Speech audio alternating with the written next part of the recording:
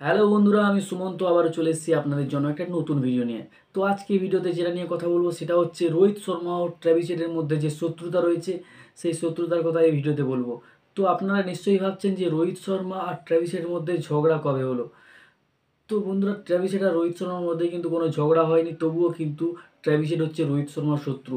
তো আপনারা যদি রেকর্ড তুলে ধরেন যে রোহিত শর্মার ক্যাপ্টেন্সি থাকা অবস্থায় ট্র্যাভিস হেডের ইনিংসগুলো, সেখানেই বলে দেবে যে রোহিত শর্মার সবচেয়ে বড় যদি শত্রু হয় সে হচ্ছে ট্র্যাভিস হেড।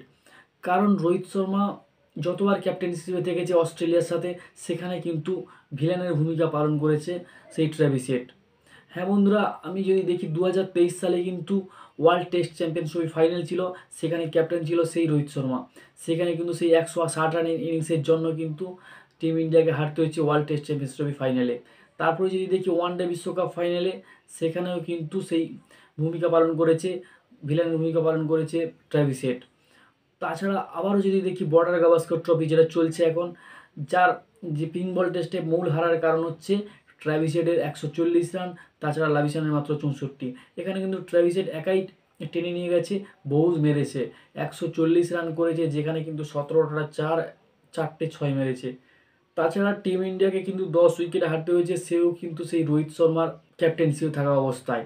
তাছাড়া যদি আমরা লক্ষ্য করি 2025 যে ওয়ার্ল্ড টেস্ট চ্যাম্পিয়নশিপ ফাইনাল রয়েছে, সেখান থেকেও বেরিয়ে যেতে পারে টিম ইন্ডিয়া, সেটাও কিন্তু সেই ট্র্যাভিস হেডের জন্য।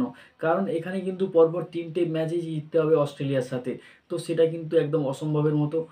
তো ট্র্যাভিস হেড কিন্তু এখানেও পরপর 3টে ম্যাচেই থাকছে, আবারও কিন্তু সেই ভিলেনের ভূমিকা পালন করতে পারে ট্র্যাভিস হেড।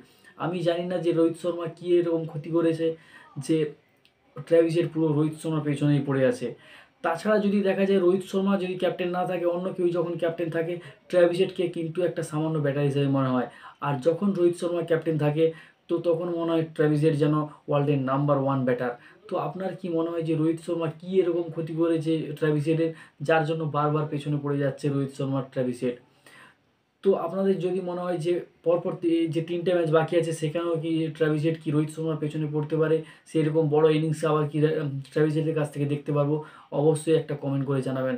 দেখা হচ্ছে পরের ভিডিওতে, সবাই ভালো থাকবেন।